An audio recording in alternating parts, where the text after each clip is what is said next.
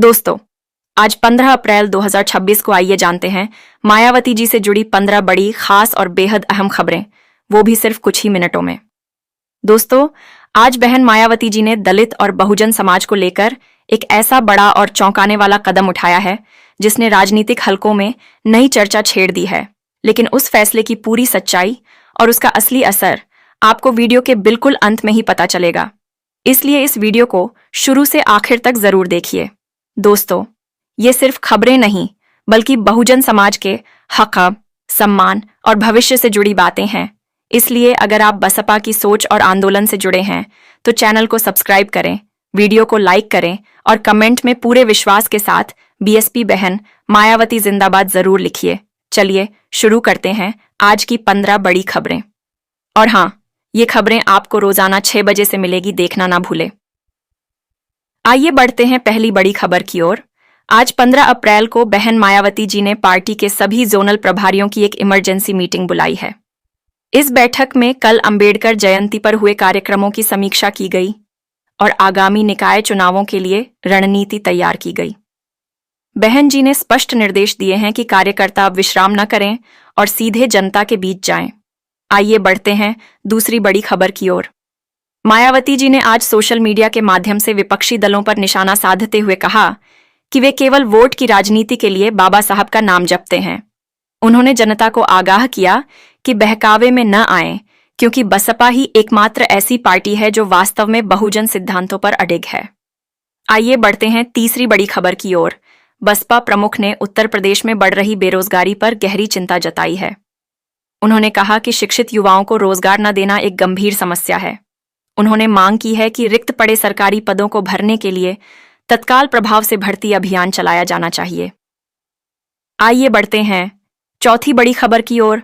आज मायावती जी ने दलित उत्पीड़न की हालिया घटनाओं पर कड़ा रुख अपनाते हुए प्रशासन को चेतावनी दी है। उन्होंने कहा कि यदि दोषियों को सख्त सजा नहीं मिली तो बसपा पूरे प्रदेश में उग्र प्रदर्शन करेगी। उन्होंने पीड़ित परिवारों को आर्थिक मदद और कानूनी सुरक्षा देने की मांग की। आइए बढ़ते हैं पांचवीं बड़ी खबर की ओर। मायावती जी ने आज पार्टी संगठन में युवाओं की भागीदारी बढ़ाने के लिए यूथ जोड़ो अभियान की नई रूपरेखा पेश की है। उन्होंने कहा कि डिजिटल युग में युवाओं का जोश और अनुभव का तालमेल ही बसपा को 2027 की सत्ता तक पहुंचाएगा। आइए बढ़ते हैं छठी बड़ी खबर की ओर। बसपा सुप्रीमो ने आज पश्चिम उत्तर प्रदेश के पदाधिकारियों से बात कर वहां के जातिगत समीकरणों का जायजा लिया। उन्होंने भाईचारा कमेटियों को निर्देश दिए हैं कि वे हर समाज के गरीब तबके को साथ लेकर चलें, ताकि विपक्षी साजिशों को नाकाम किया जा सके। आइए बढ़ते हैं सातवीं बड़ी खबर की ओर। मायावती जी ने आज केंद्र सरकार की आर्थिक नीतियों की आलोचना करते हुए कहा कि बढ़ती महंगाई ने आम आदमी का जीना मुहाल कर दिया है। उन्होंने कहा कि सरकार को केवल बड़े पूंजीपतियों के बजाय गरीब और मध्यम वर्ग के बारे में भी सोचना चाहिए। आइए बढ़ते हैं आठवीं बड़ी खबर की ओर। बहन जी ने आज निर्देश दिया है कि पार्टी के पुराने और निष्ठावान कार्यकर्ताओं को सम्मानित किया जाए। उनका मानना है कि जिन लोगों ने संघर्ष के दिनों में पार्टी का साथ दिया, उन्हें महत्वपूर्ण पदों पर प्राथमिकता मिलनी चाहिए।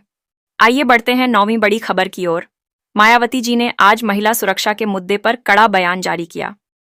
उन्होंने कहा कि प्रदेश में महिलाओं के खिलाफ अपराध कम नहीं हो रहे हैं और इसके लिए कानून व्यवस्था को और अधिक जवाबदेह बनाने की जरूरत है। आइए बढ़ते हैं 10वीं बड़ी खबर की ओर।